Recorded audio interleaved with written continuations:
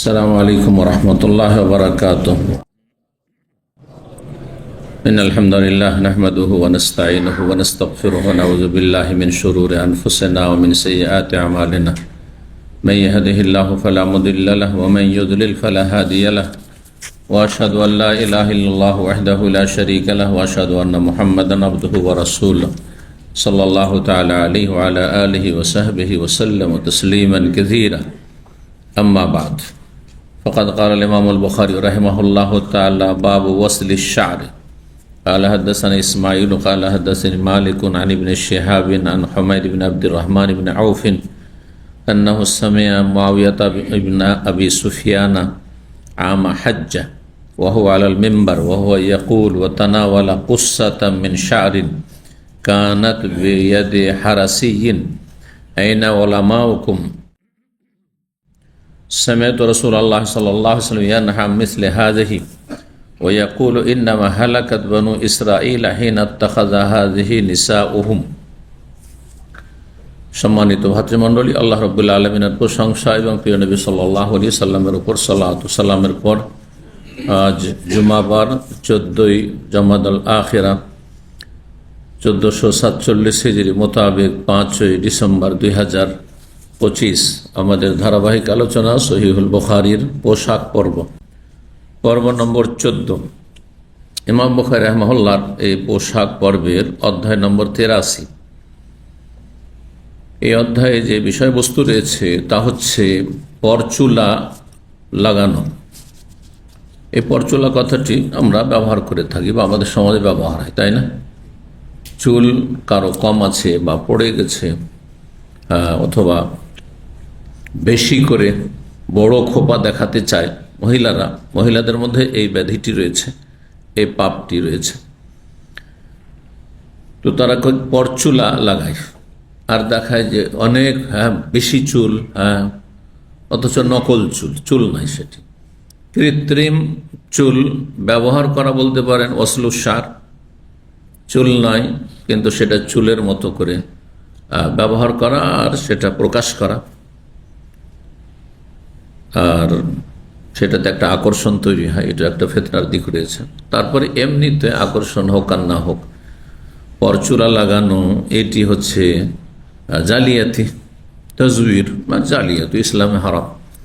তো বিভিন্ন কারণে এই পরচুলা লাগানো বা কৃত্রিম চুল লাগানো বা ব্যবহার করা হচ্ছে নিষিদ্ধ বা হারাম, এবং কাজটি লানতের কাজ, মানে আল্লাহ এবং রাসূল সাল্লাল্লাহু আলাইহি ওয়াসাল্লামের অভিশাপ, লানত রয়েছে।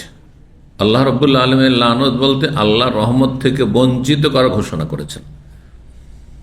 সেটি যদি সে অপরাধটি যদি বড় কুফরি, বড় শিরকের শামিল হয়, মানে কুফরি পর্যন্ত পৌঁছে যায় বড়, তাহলে স্থায়ীভাবে রহমত থেকে বঞ্চিত করার লানত। কথাটি শুনে নেন, ভালো করে বুঝে নেন। এগুলো ভালো করে না বোঝার কারণে, এগুলোতে সূক্ষ্মতা না থাকার কারণে এক শ্রেণীর লোকেরা ঢালাওভাবে কথা বলতে গিয়ে ওই খারিজি চরমপন্থীদের পথের পথিক হয়ে যায়, গোমরাহ হয়ে যায়। রহমত থেকে বঞ্চিত করা আর দুটো স্তর রয়েছে। যদি এমন কোনো অপরাধের ওপর রহমত থেকে বঞ্চিত করা হয় যেটা বড় কুফরি, বড় শিরক, নাস্তিকতা, আল্লাহর সাথে শরীক করা, মাজার পূজা করা, মূর্তি পূজা করা, ঈমান ভঙ্গকারী বিষয়ে লিপ্ত হওয়া, সেহের, জাদু, জ্যোতিষীর কর্মকাণ্ড ইত্যাদি, তাহলে লানত মানে স্থায়ী লানত রয়েছে। স্থায়ীভাবে আল্লাহর রহমত থেকে বঞ্চিত করেছেন। আল্লাহর রহমত হচ্ছে জান্নাত, সুতরাং এরা জান্নাত পাবে না, এরা কাফের। আর যদি কাবিরা গোনা হয়, বড় গোনা হয়, কিন্তু সেটা কুফরি পর্যন্ত পৌঁছে না, বড় শিরক পর্যন্ত পৌঁছে না, বড় কুফরি পর্যন্ত পৌঁছে না, কিন্তু কাজটি কাবিরা গোনা, সাগিরা গোনার ওপর লানত হয়নি। আরেকটি কথা মনে রাখতে হবে, মৌলিক বিষয়, ইসলামের মূলনীতি বা উসুল, যে কোনো ছোট গুনহার ওপর লানত হয় না। যদি কোনো অপরাধের ওপর হাদিসে কোরআনের লানত থাকে, তার মানে গুনাহটি হচ্ছে বড় গুনাহ, কাবিরা গুনাহ। ঘুষ খাওয়া সম্পর্কে লানত আছে না? তো ঘুষ খাওয়া তাহলে হারাম, কাবিরা গুনাহ। সুদ খাওয়া লানত রয়েছে। চোরকে লানত, লান আল্লাহু সারিক, চোর, তারপরে জেনা করবে লানত করা হয়েছে, তাহলে এগুলি হচ্ছে কাবিরা গুনাহ, চুরি করা কাবিরা গুনাহ, বড় গুনাহ ইত্যাদি। তো যদি এমন কোনো গুনাহ হয় যে গুনাহটি বড় কুফরি, বড় শিরক পর্যন্ত পৌঁছে না, কিন্তু তাতে লানত হয়েছে, তো তার অর্থ হচ্ছে অস্থায়ী লানত, স্থায়ী লানত নয়। অর্থাৎ আল্লাহর রহমত থেকে বঞ্চিত করবেন অস্থায়ীভাবে, মানে প্রথমখানে জান্নাতে যেতে পারবে না, প্রথমখানে শাস্তি পাবে, সেই কবরের শাস্তি হোক, জাহান্নামের শাস্তি হোক, বিচার দিবস হাসর মাঠের শাস্তি হোক, শাস্তি পাবে, এই লানত। আর তারপরে কোনো একদিন জান্নাত যাবে, যেহেতু তার মূল ইসলাম টিকে আছে। আর মূল ইসলাম টিকে থাকার জন্য সর্বনিম্ন শর্ত ভালো করে মনে রাখেন, যে তৌহিদ থাকতে হবে, বড় শিরক যেন জীবন না থাকে, বড় কুফরি না থাকে, বড় মুনাফিকি না থাকে, আর বেনামাজি না হয়। আর সর্বনিম্ন আমল ইসলাম টিকানোর জন্য হচ্ছে 5 ওয়াক্ত নামাজ পড়া। তো তাহলে যেসব আয়াত অথবা হাদিসের লানতের কথা বলা হয়েছে, এই লানত দুই রকম। একটা স্থায়ী লানত কাফেরদের ওপর, ইন্নাল্লাহ লানাল কাফিরিন ওয়া আ'আদ্দা লাহুম সাইরা। অস্থায়ী লানত, হ্যাঁ, মুসলিম সমাজের বিভিন্ন পাপে জড়িত ব্যক্তিদের উপরে যে লানতের, অপরাধীদের উপরে লানত হয়েছে আল্লাহ এবং তার রাসূল সাল্লাল্লাহু আলাইহি ওয়াসাল্লামের। তারপর আর কি কথা এখানে বলা জরুরি, এর আগে পর্বগুলিতে বলেছি যে আল্লাহর পক্ষ থেকে যদি লানত হয়, তাহলে তার অর্থ হচ্ছে রহমত থেকে বঞ্চিত করার ঘোষণা। হ্যাঁ, কারণ আল্লাহ হচ্ছে রহমতের মালিক, আল্লাহ রহমত করবেন না, এটা ঘোষণা। নবী সাল্লাল্লাহু আলাইহি ওয়াসাল্লামের পক্ষ থেকে লানা রাসূলুল্লাহ সাল্লাল্লাহু আলাইহি ওয়াসাল্লাম আকেলা রিবা মুকিলাম, সুদ ঘুরে লানত করেছেন। নবীর পক্ষ থেকে যদি লানত হয়, তাহলে তার মানে হচ্ছে বদদুয়া, অভিশাপ, আল্লাহ যেন রহমতে বঞ্চিত করেন, বদদুয়া।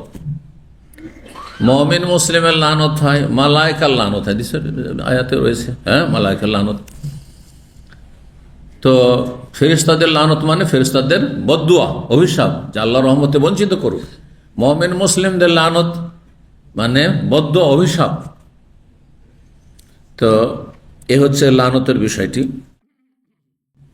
তো আসল বিষয় ফিরে আসে, বাবু ওয়াসলিস শার। এই অধ্যায় হচ্ছে চুলের সাথে চুল মিলানো, শাব্দিক অর্থ, তার মানে পরচুলা লাগানো। পরচুলা ব্যবহার করা জায়েজ নয় মহিলাদের জন্য, কাজটি লানতের অভিশাপের। 5932 নম্বর হাদিস। হাদিস বর্ণনা করছেন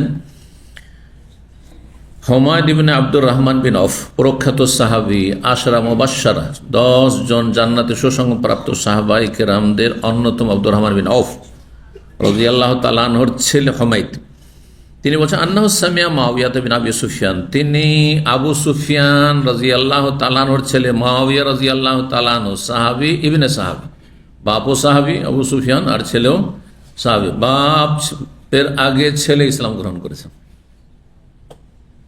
যখন নবী সাল্লাল্লাহু আলাইহি ওয়াসাল্লামের জীবদ্দশায় অনেক বাপ পরে ইসলাম গ্রহণ করেছে, অনেকে কাফের হয়ে মুনাফিক হয়ে মারা গেছে, ছেলে মুসলিম বা ছেলে আগে ইসলাম গ্রহণ করেছে, ছেলে বেশি ধার্মিক।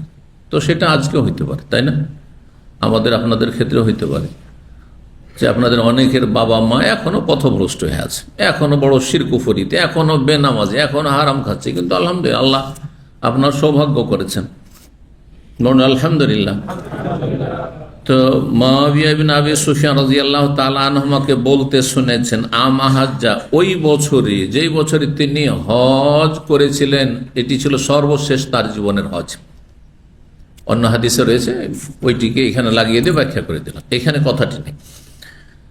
তার হজের বছরে মানে সর্বশেষ হজের বছর ছিল। ওয়াহু আলাল মেম্বারে, এই কথাটি শুনেছেন ওই সময় যখন তিনি মেম্বারে চড়ে ভাষণ দিচ্ছিলেন বা খুতবা দিচ্ছিলেন। খুতবা মানে কিন্তু ভাষণ। বাঙালি জাতির সামনে আরবিতে খুতবা দিলে কি ভাষণ বলা হয় নাকি?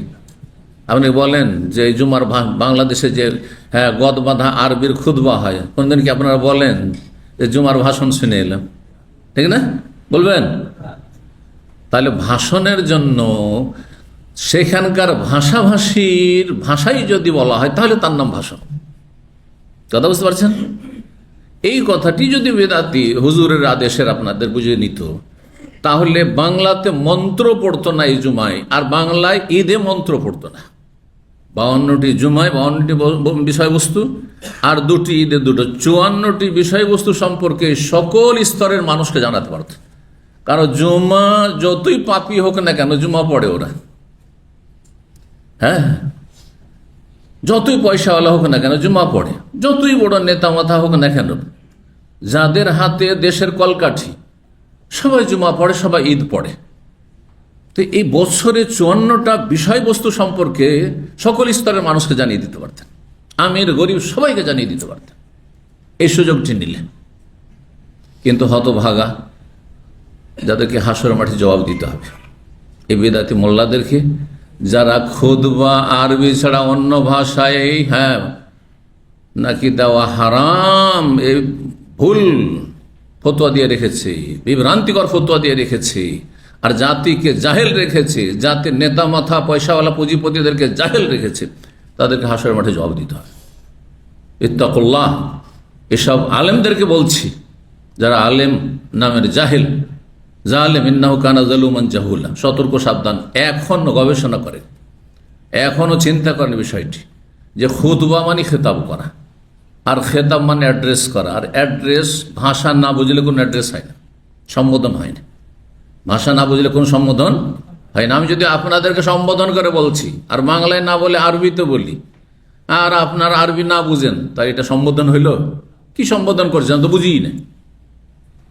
খুতবা খেতাব থেকে, আর খেতাব খাতাবা একটু খেতাব মানে হচ্ছে সম্বোধন করা, অ্যাড্রেস করা, আর সম্বোধন নিজের ভাষায় হইতে হবে, যেখানকার ভাষা যে বুঝে। জি, এটা আরব দেশ, সেই জন্য এখানে আরবিতে খুতবা হচ্ছে, বুঝতে পারছেন না? বা আরবের বিশিষ্ট ব্যক্তি ইমামে হারাম গেছেন, সেই জন্য সেখানে নিরুপায়, আরবি ছাড়া উনি অন্য ভাষা পারবেন না, সেই জন্য ওইখানে আরবিতে খুতবা হচ্ছে। কিন্তু সেখানে মানুষের উপকারের জন্য সেটা অনুবাদ করে দিতে হবে, অনুবাদ করে দিতে হবে। কিন্তু দেশের খতিবও বাঙালি, আর জাতীয় বাঙালি, মুসল্লিও বাঙালি, আর আরবিতে গদবাধা ওই 100 বছর আগে যে খুতবার কিতাবগুলি আমাদের দেশে আছে না, 12 চাঁদের 12 খুতবা, কিছু কিছু কিতাব 100 বছর আগে লেখা হয়েছে। আর আমি 50-60 বছর থেকে তো ওই খুতবার কিতাবগুলো দেখতে আছে, তার কত আগে লেখা হয়েছে, চলতি আছে। তখন কোথায় ছিল দেশ, জাতি, মানুষ আর সভ্যতা, আর এখন কোথায় পৌঁছে গেছে। এখন কত রকমের নিত্য নতুন সমস্যা এসছে, নিত্য নতুন পাপ মানুষের মাঝে ছড়িয়ে পড়েছে। তাহলে তাদের সংশোধনের জন্য নতুন কিছু খুতবা হইতে হবে, আর বোধগম্য হইতে হবে। দুটোই বিষয় কিন্তু এখানে। আল্লাহ যেন বুঝার তৌফিক দান করেন। মুআবিয়া বিন আবি সুফিয়ান রাদিয়াল্লাহু তাআলা আনহুমা, তিনি হজের বছরে মেম্বারে চেপে ওয়াহুয়া ইয়াকুল বললেন, তার খুতবায়, তার ভাষণে। মুআবিয়া রাদিয়াল্লাহু তাআলা মদিনায় কেন খুতবা দিচ্ছেন জিজ্ঞাসা করে। তিনি মদিনা, কারণ মদিনার খতিব ছিল না, মসজিদ নববীর খতিব কেউ ছিল না। অন্য হাদিসে রয়েছে মদিনা, এখানে যদি মদিনার কথা নেই, ঘটনাটি মদিনার। হজের বছরে মদিনা আসলেন, আর তারপরে মসজিদ নববীতে তিনি মেম্বারে চেপে খুতবা দিলেন। মুআবিয়া কেন খুতবা দেবেন রাদিয়াল্লাহু তাআলা আনহু? কে উত্তর দিতে পারে? তিনি তখন দেশের শাসক, প্রথম রাজা, প্রথম বাদশা, এবং সবচেয়ে ভালো রাজা। যদি আপনাকে কেউ প্রশ্ন করে যে এই ইসলামের ইতিহাসে 1400 বছরের ইতিহাস সবচেয়ে ভালো রাজা, ভালো বাদশা কে ছিল, তাহলে সঠিক উত্তর হচ্ছে মুআবিয়া রাদিয়াল্লাহু তাআলা আনহু। হাদিসে রয়েছে খায়রুল মুলুক, খায়রুল মুলুক, সবচেয়ে ভালো রাজা। খলিফা, 4 খলিফা, আবু বকর, ওমর, ওসমান, আলী, আর পঞ্চম বলতে হাসান রাদিয়াল্লাহু তাআলা আনহু, যিনি 5-6 মাস খলিফা ছিলেন। তারপরে সবচেয়ে শ্রেষ্ঠ রাজা, তার নাম খলিফা, সূক্ষ্ম নয়, কারণ সাহাবা সালাফে যেটা বলছি, নবী সাল্লাল্লাহু আলাইহি সাল্লামের আদর্শ মোতাবেক পুরোপুরি খেলাফত যেটি, সেটি 4 খলিফা পর্যন্ত, বা পঞ্চম খলিফা হাসান রাদিয়াল্লাহু তাআলা আনহুম পর্যন্ত 30 বছর চলেছে। আর এটি ছিল নবী সাল্লাল্লাহু ভবিষ্যৎবাণী, আল খেলাফত ফি উম্মতি 30 সানা, আমার উম্মতে খেলাফত 30 বছর থাকবে। সুম্মা ইয়াকুনু মুলকান, তারপরে রাজতন্ত্র শুরু হবে। নবী রাজতন্ত্র শুরু হবে, রাজতন্ত্র গুমরাহি বলেছেন। যদি নবী সাল্লাল্লাহু আলাইহি ওয়াসাল্লাম গুমরাহি হয় আর না বলে থাকেন, তাহলে আমানত আদায় করেননি, নাউজুবিল্লাহ, ঠিক না? আজকালকার অধিকাংশ বাঙালি মুসলিমদের ধারণা, বিভ্রান্ত এরা, যে রাজতন্ত্র ইসলামের স্বীকৃত না, রাজতন্ত্র গণতন্ত্র ওদের দিল সমান করে। অথচ মাত্র 30 বছর পরে নবী সাল্লাল্লাহু আলাইহি ওয়াসাল্লামের পরে রাজতন্ত্র শুরু হয়েছে। আর হাদিস নবী সাল্লাল্লাহু আলাইহি ওয়াসাল্লামের সুম্মা ইয়াকুনু মুলকান, তারপরে রাজতন্ত্র শুরু হবে। রাজতন্ত্র ইসলামে আছে, কিন্তু কোন রাজতন্ত্র নেই? রাজা যদি বলে যে আমি যেটা বলবো সেটাই হচ্ছে ধর্মকর্ম, সেটি হচ্ছে রাষ্ট্রের আইন, তাহলে এটি স্বীকৃত নেই। এখন নায়কত্ব যেটাকে বলা হচ্ছে, এটি নেই। কিন্তু আমি রাজা আর আমি কোরআন সুন্নাহ দিয়ে দেশ পরিচালনা করব, এইটা অনুমোদিত, এটা শরীয়ত সম্মত, এই রাজতন্ত্র। এবার বুঝতে পেরেছেন? জি। তো সৌদি আরব রাজতন্ত্র কি? এখানকার সংবিধান কি রাজার হুকুম শুধু, না কোরআন হাদিস? মালিক আব্দুল আজিজ রহমতুল্লাহ আলাইহিমা, মালিক আব্দুল আজিজ আব্দুর রহমান রাহিমাহুমুল্লাহ তাআলা, তো তিনি যখন জাতিসংঘে গেলেন আর তাকে জিজ্ঞাসা করা হলো যে আপনাদের সংবিধান, সব দেশ সংবিধান পেশ করেছে, আপনার সংবিধান পেশ করে? তিনি কোরআনে কারীম পেশ করেছেন, এটা হচ্ছে আমাদের সংবিধান। তো কোন রাজা যদি বলে যে আমার সংবিধান হচ্ছে কোরআন আর হাদিস, তো এটি তো ইসলাম। আর খেলাফতের উদ্দেশ্য এটি, খেলাফতের রাশেদা যেটি বলা হয় সেটি শুধু 30 বছর, কিন্তু ইসলামের ইতিহাসে ভালো ভালো রাজা বাদশাহ এসেছে। বাদশাহ ওমর বিন আব্দুল আজিজ রহমতুল্লাহ আলাইহি, তিনি খলিফায়ে রাশেদদের মতো ছিলেন, এই জন্য তিনি খলিফায়ে রাশেদ রাজা হইলেও তাকে খেলাফতের রাশেদার যুগের মতো বলা হয়েছে, তার যুগটি। তো ইসলামের ইতিহাসে ভালো ভালো রাজা বাদশাহ, মোগলদের মধ্যে ভালো রাজা ছিলেন, যারা দিনে ইসলাম প্রচার প্রসার করেছেন এবং তারা দিনদার পরহেজগার ছিলেন। তো রাজতন্ত্র ইসলামে স্বীকৃত।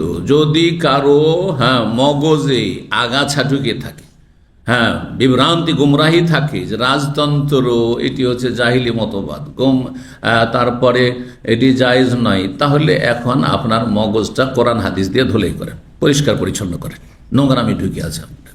জি।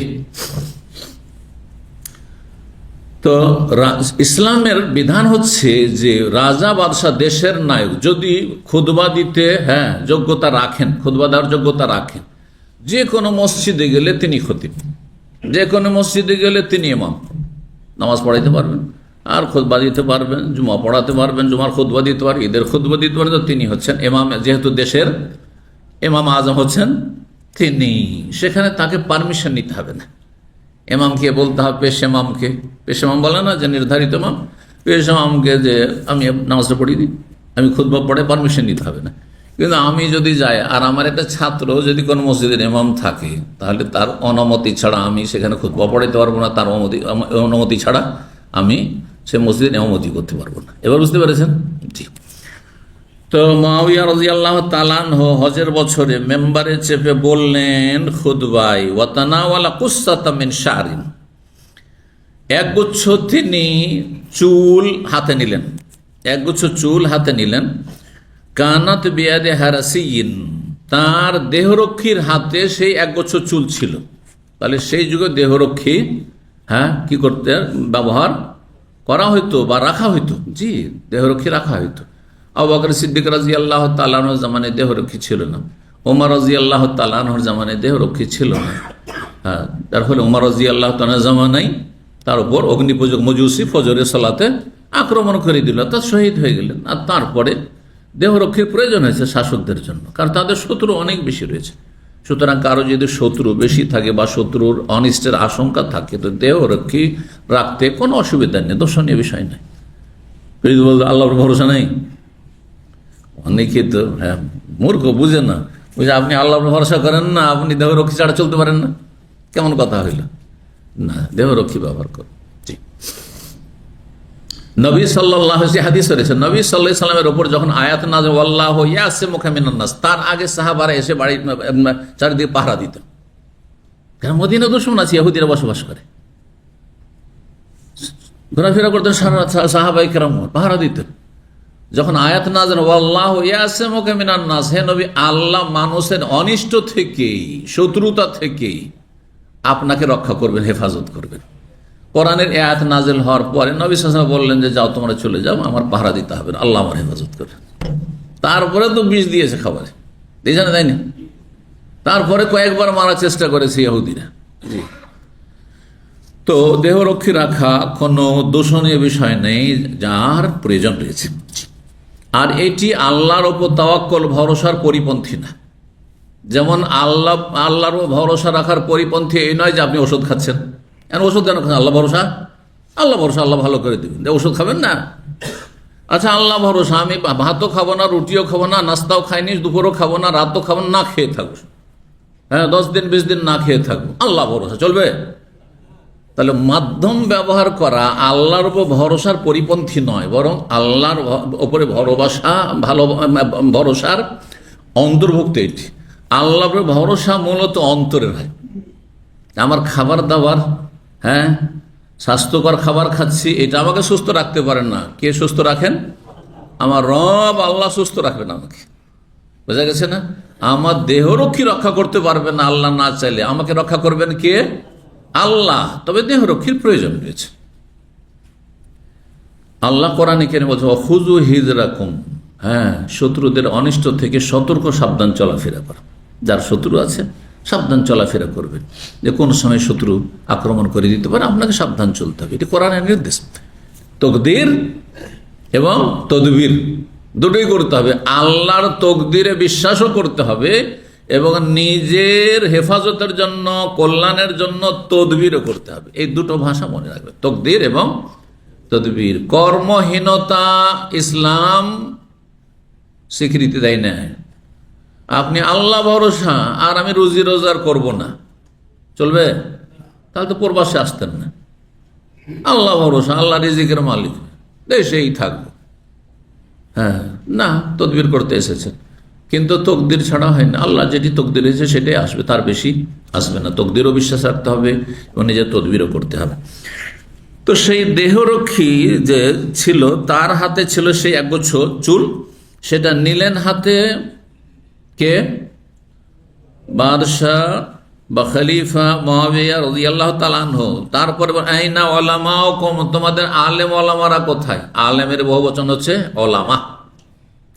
মদিনাবাসীকে সম্বোধন করবে, তোমাদের ওলামারা কোথায়? তারা দাওয়ার কাজ করে না, মানুষকে সঠিক কথা শেখায় না। এখানে আমি কেন জানতে পারলাম যে কিছু মহিলারা পরচুলা ব্যবহার করছে? তাহলে সাহাবায়ে কেরামদের জামানা একটা ছিল, যদিও অনেক সিনিয়র সাহাবায়ে কেরাম দুনিয়া থেকে চলে গেছেন, কিন্তু অনেক সাহাবাই বেঁচে ছিলেন আর তাবেঈনরা ছিলেন। সেই যুগেও কিছু কিছু এই ধরনের হারাম কাজ, পাপ কাজ শুরু হয়ে গেছিল। আইনা ওলামা, তোমাদের আলেমরা কোথায়? তার আলেমদের গুরু দায়িত্ব হচ্ছে যে সমাজে যেসব পাপাচার ছড়িয়ে আছে, সমাজে যেসব অন্যায় হচ্ছে, অপকর্ম হচ্ছে, সেগুলোর বিরুদ্ধে তারা আলোচনা করবে, মানুষকে হেদায়েতের রাস্তা দেখাবে, জাহান্নামের রাস্তা থেকে সতর্ক করবে। তোমাদের আলেমরা কোথায়? সামিত রাসূলুল্লাহ সাল্লাল্লাহু আলাইহি ওয়াসাল্লাম, আমি রাসূলুল্লাহ সাল্লাল্লাহু বলতে শুনেছি, ইয়ানহাম মিসলি হাযা, এই একগুচ্ছ চুল হাতে না, বলছেন এই ধরনের পরচুল্লা ব্যবহার করতে নিষেধ করেছেন রাসূলুল্লাহ সাল্লাল্লাহু আলাইহি ওয়াসাল্লাম। ওয়ায়াকুল, এবং নবী বলেছেন, ইন্নামা হালাকাত বানু ইসরাইল, নিঃসন্দেহে বনি ইসরাইল ইহুদি নাসারারা ধ্বংস হয়েছে প্রাচীন যুগে। হিনাত তাখাযা হাযিহি নিসাউহুম, তাদের নারীরা যখন এ পরচুলা ব্যবহার করা শুরু করেছে। তাহলে বোঝা গেল যে হ্যাঁ, কোনো পরিবারে কিছু মহিলা আছে পরচুলা ব্যবহার করে, তাতে কি হয়? পাপের কুপ্রভাব পড়ে, সেই পরিবারে পড়ে, ব্যক্তির ওপর পড়ে, সমাজের ওপর পড়ে, দেশের ওপর পড়ে, যার ফলে দেশও ধ্বংস হয়, দেশের মানুষও ধ্বংস হয়। যারা পাপী তারাও ধ্বংস হয়, আর যারা পাপী নয় তারাও ধ্বংস হয়। কারণ আযাব আসলে তখন বেছে বেছে আসে না। পাপের কারণে যে আযাব আসে তখন বাছাই করে আসে না, যে এই ঘরে পাপীরা আছে শুধু ওখানেই শুধু হ্যাঁ আযাব, আর অন্য জায়গায় আযাব না। বান বন্যা আসলে সবাই ডুবে ধ্বংস হয়। জি, সুতরাং সতর্ক সাবধান। দাওয়ার কাজ না করলে হালাকু ওয়া হালাকু জামিয়ান, যেমন নবী সাল্লাল্লাহু আলাইহি ওয়াসাল্লাম হাদিসে বলেছেন, ওই পানি জাহাজের মতো, 2 তলা আছে আর নিচের তলা আছে। নিচের তলা ওরা ফুটা করছে, আর আপনি 2 তলাতে আপনি সিটে আরামসে বসে আছেন। ওরা ডুববে, আদা খাবে, স্বাদ পাবে, ফুটো করবে, আমরা তো ওপরে আছি, হবে না আপনারাও ডুববেন তার সাথে? নিচে তলার লোকেরা ডুববে আর তারপর আপনারাও ডুবে যাবেন, গোটা জাহাজটাই ডুবে যাবে। ঠিক ওই রকমই মানব সমাজে যদি দিনের কাজ না হয়, সংশোধনমূলক কাজ না হয়, ইসলাহি কাজ না হয়, মানুষকে ভালো মানুষ বানাবার চেষ্টা না করেন, তাহলে ভালো মানুষরাও আল্লাহর আযাবে ধ্বংস হয়ে যাবেন। আল্লাহ আমাদের হেফাজত করুন। পাপের কুফল বলছিলাম। 5933 নম্বর হাদিস বর্ণনা করছেন আবু হুরায়রা রাদিয়াল্লাহু তাআলা আনহু। তিনি নবী সাল্লাল্লাহু আলাইহি সাল্লাম থেকে বর্ণনা করে বলেন, লানাল্লাহুল ওয়াসিলা ওয়াল মুস্তাওসিলা ওয়াল ওয়াশিমাতা ওয়াল মুস্তাওশিমাতা। আল্লাহ লানত করেছেন, আল্লাহর অভিশাপ। এই গুনাহগুলি কি কুফরি না ফাসিকি? এগুলো পাপ, কিন্তু এত বড় পাপ, এত বড় গুনাহ নয় যে মানুষ কাফের হয়ে যায় আর কি হয়ে যায়, ইসলাম থেকে বেরিয়ে যায়, যদি সেটাকে হালাল না মনে করে। কিন্তু কোন পাপকে যদি হালাল মনে করে, তাহলে একটা পাপকে পাপ মনে করে না, বলছে এটা হালাল, অসুবিধা কি, তাহলে তখন আর মুসলিম থাকে না। যেমন কোন মুসলিম ভাইকে খুন করছে খনি, তাকে যদি জিজ্ঞাসা করতে কেন মুসলিম ভাইকে খুন করছে, মুসলিম, আর সে যদি বলে এই বেটাকে খুন করা জায়েজ, এই বেটা খুন করা জায়েজ, তাহলে সে কাফের হয়ে যাবে, সে আর ফাসেক থাকবে না, তার পাপিষ্ট শুধু না, কাফের, স্থায়ী জাহান্নামে যেতে হবে তাকে। কারণ খুন করাকে হারামকে হালাল করে দিল। কিন্তু যদি তাকে জিজ্ঞাসা করেন যে কেন খুন করলে, রাগ বরদাস্ত করতে পারি না, কাজটি অন্যায় নাই করেছে না অন্যায় কাজ করেছে, আমি অন্যায় করেছি, ভুল করেছি, কিন্তু আমি নিজেকে সামলাতে পারিনি, তাহলে সে হচ্ছে পাপিষ্ট ফাসেক, পাপিষ্ট ফাসেক। তার জন্য কয়েকটি শাস্তি। খুন করা এত হালকা অপরাধ নয়, শিরকের পরে সবচেয়ে বড় অপরাধ হচ্ছে খুন করা, সূরা ফুরকান আয়াত দ্বারা প্রমাণিত। শিরক কুফরির পরে, মূর্তি পূজার পরে, মাজার পূজার পরে, নাস্তিকতার পরে সবচেয়ে বড় অপরাধ হচ্ছে মানুষ খুন করা। আল্লাহ হেফাজত করুন। লানাল্লাহুল ওয়াসিলা, আল্লাহ লানত করেছেন এমন নারীর ওপর যে পরচুলা লাগায়, ওয়াসিলা, ওয়াল মুস্তাওসিলা, যে পরচুলা লাগিয়ে নেই, লাগায় একজন আর আরেকজন লাগিয়ে নেই, তার মানে একজন যার পেশা হচ্ছে পরচুলা লাগিয়ে দাও, অথবা ঘরে এক বোন আর এক বোনকে ওই পরচুলাটা লাগিয়ে দিচ্ছে, দুইজনের উপর লানত, দুইজনের উপর উভয় বোন লানত রয়েছে। কার লানত রয়েছে? আল্লাহ লানত। আল্লাহ এদেরকে রহমত থেকে বঞ্চিত করেছে, স্থায়ী রহমত থেকে, মানে কোনোদিন জান্নাত পাবে না, তাহলে না অস্থায়ী, অস্থায়ী। এদের কবরে শাস্তি হবে, এদের জাহান্নামের শাস্তি হতে পারে। আর তারপরে যদি তাদের তৌহিদ আর 5 ওয়াক্ত সালাত ঠিক থাকে, 5 ওয়াক্ত নামাজই ছিল মহিলা, কিন্তু পরচুলা লাগাতো, তাহলে জাহান্নামে জ্বললে বা কবরে আযাব পেয়ে যখন মাফ হয়ে যাবে তখন জান্নাতে আল্লাহ দেবেন। ওয়াল ওয়াশিমা ওয়াল মুস্তাওশিমা, ওয়াশমান হচ্ছে উল্কি লাগানো, উল্কি লাগানো বুঝেন? ট্যাটু, ইংলিশটা সহজ হয়ে গেছে, দেন ট্যাটু। ট্যাটু এই যে ফিলিপিনোরা ব্যবহার করছে, আর ইউরোপে কাফেররা, নয় কাফেরদের এমন কোনো মানুষ মনে হয় বাদ নেই, নর আর নারী এই ট্যাটু থেকে, আল্লাহ হেফাজত করে এসব পাপ থেকে। আর কিছু মুসলিম আছে কাফেরদের গোলাম, তারা এগুলি করে থাকে। ওরা মনে করে মানে ট্যাটু লাগাইলে মনে হয় কি হয়ে যাবে, বৈজ্ঞানিক হয়ে যাবো, বুঝতে পেরেছেন? হাফ প্যান্ট পরলে সব বৈজ্ঞানিক হয়ে যাবো, সায়েন্টিস্ট হয়ে যাবো, লেখা পড়াবে না, সায়েন্স টেকনোলজিতে অংশ নেবে না, দিন দুনিয়ার উন্নতিতে অংশ নেবে না, আল্লাহর প্রতি ঈমান আস্থা ভরসা কিচ্ছু নেই, পরকালে বিশ্বাস নয়, পরকালে যেন কোন কর্মসূচি নেই। মনে করে যে কাফেরদের বেশভূষা ধারণ করলে মনে হয় আমরা সব কি করব, দুনিয়ার নেতৃত্ব হাতে পেয়ে যাবো। এদের মতো জাহেল কেউ নেই, না দুনিয়া আছে না আখেরাত আছে। এই শ্রেণীর মুসলিম যারা খাসেরাত দুনিয়া ওয়াল আখেরাত, দুনিয়া তো নেতৃত্ব পেল না, আর একটা সায়েন্টিস্টও পয়দা করতে পারলো না, আর আখেরাতও পেল না, এর চেয়ে হতভাগা কি আছে? কিন্তু আলহামদুলিল্লাহ আমরা দুনিয়া না পেলেও আখেরাত তো আছে, আলহামদুলিল্লাহ। এবং জাতিকে আল্লাহ বুঝার তৌফিক দান করুন, দিন দুনিয়ার অগ্রগতির তৌফিক দান করুন। ওয়াল ওয়াশিমা, আর এমন নারীর ওপর আল্লাহ লানত করেছেন যে নারী উল্কি লাগায়, উল্কি অঙ্কন করে, অল মুস্তাওসিমা যে উল্কি অঙ্কন করে নেই, জি নেওয়া। আচ্ছা, নারীর কথা কেন বললেন? তাহলে পুরুষরা যদি ট্যাটু লাগায় তো অসুবিধা নেই নাকি? হ্যাঁ, পুরুষ বড় বড় চুল রাখা, আর যদি তাতে আরো বড় করার জন্য, খোপা বাঁধার জন্য পরচুলা লাগাই তো লানত হবে না নাকি? হবে না? হবে না? হবে। তো এই স্ত্রীলিঙ্গ দিয়ে মুয়ান্নাসের সেগা কেন? আল ওয়াসিলা, ওই সব নারীর উপর লানত রয়েছে কেন হাদিসে? বলতে পারেন কেউ? কারণ এই ব্যাধি কার মধ্যে বেশি আছে? নারী। তাহলে সেই যুগে পুরুষরা ট্যাটু লাগাইতো না, মহিলারাই লাগাইতো, সেই জন্য। বুঝতে পেরেছেন? বা পুরুষরা তেমন লাগাতো না, একেবারে লাগাইতো না, অথবা তেমন বেশি কেউ লাগাতো না, কিন্তু মহিলারা এই অপরাধে জড়িত ছিল। যে অপরাধগুলি নারী দ্বারা বেশি সংগঠিত হয়, সেখানে স্ত্রীলিঙ্গ ব্যবহার করা হয়েছে হাদিসে। জি,